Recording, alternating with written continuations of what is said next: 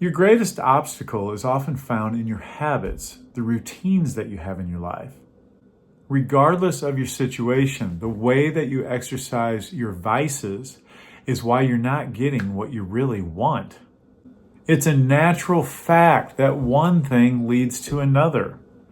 Let's change that and get it to roll in your favor.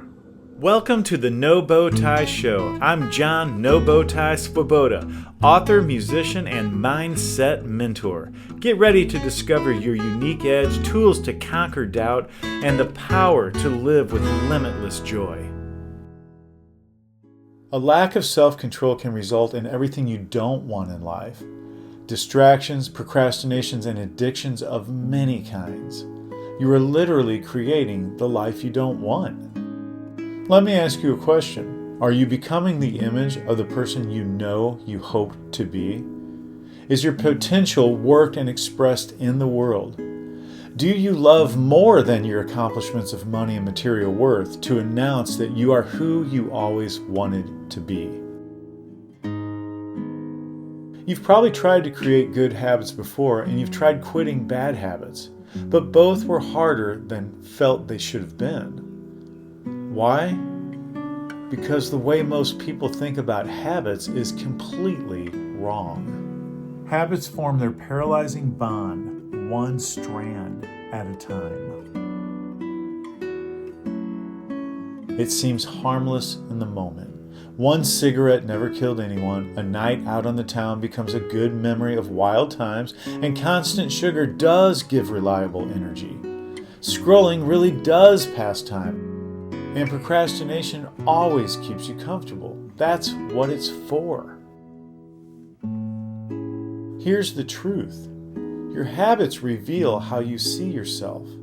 What if I told you that your habits are not the problem? It's all about how you see yourself. Someone who's trying to quit a habit will struggle to change more than someone who has decided to no longer identify with it. Your habits follow your identity. So instead of fighting your habits, shift how you see yourself. Your habits are just symptoms of a misdirected power that 1, you can control, and 2, need not control you. The real issue is self-control. The lack of it comes from distorted perspective. If you cannot control yourself in any temptation, it is your perspective that is flawed, not you. Negative habits have only one perspective, and that is in the moment now. They do not care about how you are going to feel tomorrow. You have the power to change your perspective, and with it, change to what you want to become. Since destructive habits cause painful outcomes, why not choose a path that causes a better result? Create a path of self-control by doing these following exercises. These simple steps have helped me overcome my own habits and addictions, and they have worked for countless others who have used these few steps. Prepare to write some things down. Step 1. The question.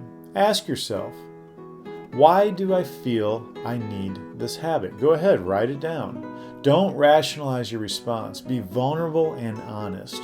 For example, I relied on the habit of alcohol because I feared insomnia. I saw it as a solution. It doesn't matter how irrational or ridiculous your response is to this. Go ahead and write it down. What does this habit actually do for you? Right or wrong, what does it do for you? Step 2. Look forward. Ask yourself, where does this habit lead? Reflect on your own experience, the wisdom of others, and even scientific evidence. Maybe it leads to frustration, disease, or straining relationships. Write it all down.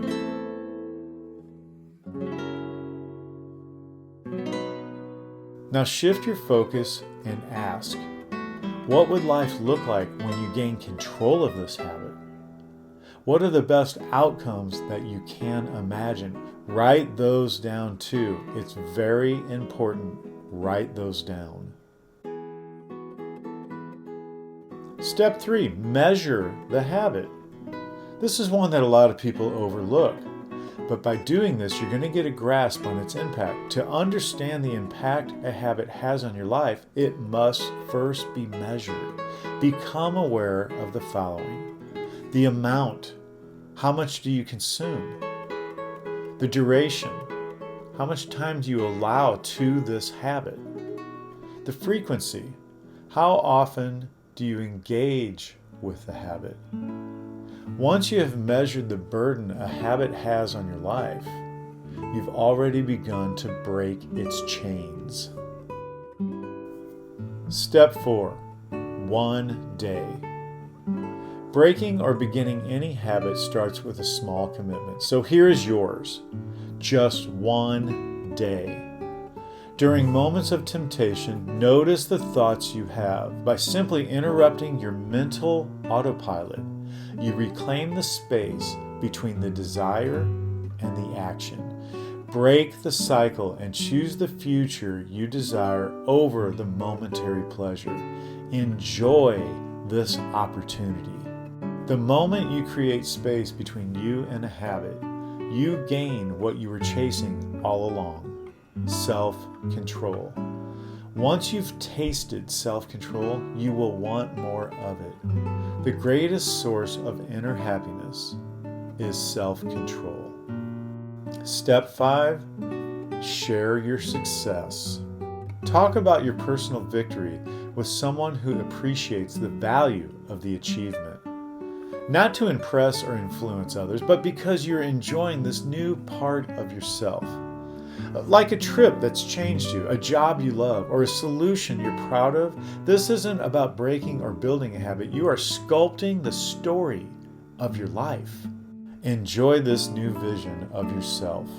Follow these steps, each one bringing you closer to a life that sustains you, builds you, and brings you joy. Don't let go. This is the beginning of who you want to be.